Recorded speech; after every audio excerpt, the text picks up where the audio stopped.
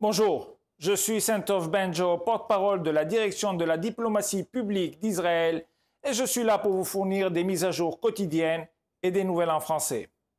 Primum non nocere, d'abord ne pas nuire.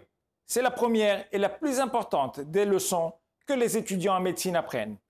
Enracinée dans le serment d'Hippocrate, elle énonce un principe fondamental, la non-malfaisance, ne pas tuer, ne pas causer de douleur ou de souffrance.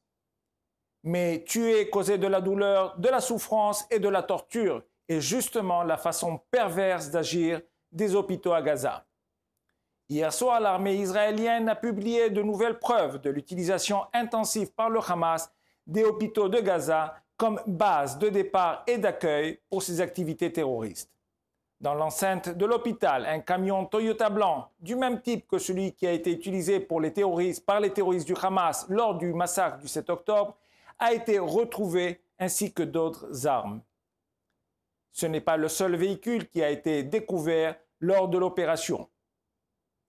Dans le même complexe et son enceinte, un véhicule Toyota Corolla portant une plaque d'immatriculation israélienne a été trouvé.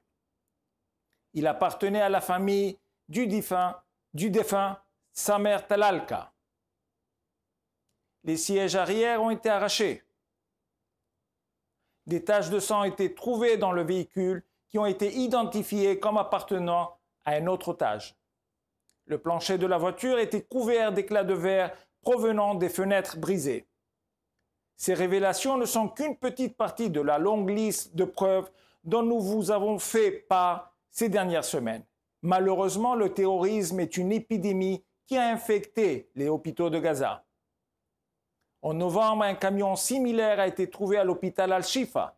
Dans le parking de l'hôpital, les forces de défense israéliennes ont découvert une camionnette militarisée identique à celle utilisée lors de l'invasion du 7 octobre.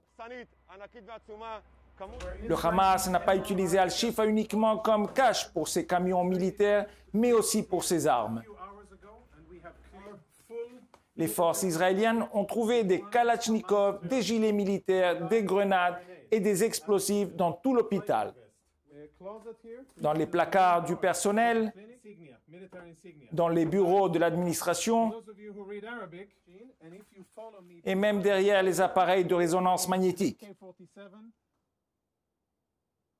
L'hôpital a également joué un rôle dans la dissimulation des otages.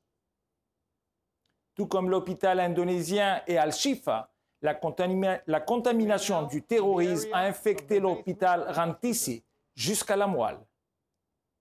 Dans le sous-sol de l'hôpital, les forces de l'armée israélienne ont découvert les caches d'armes du Hamas qui comprenaient des lance-roquettes, des missiles anti-chars, des gilets suicides et des lance-roquettes RPG.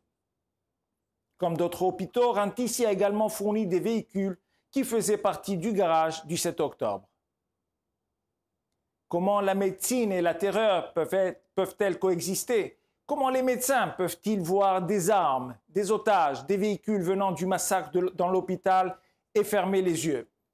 La triste vérité est qu'à Gaza, les médecins portaient eux-mêmes les armes. Voici le docteur Nasser Al-Mahdoun.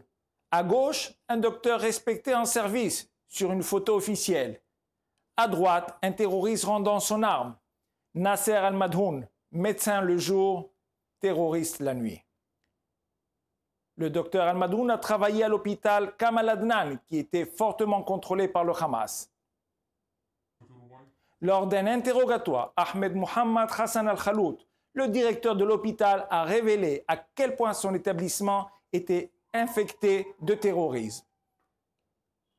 Al-Khalout a cité de nombreux médecins, infirmières, auxiliaires médicaux, employés de bureau et membres du personnel dont les tâches médicales ne sont qu'un travail de jour.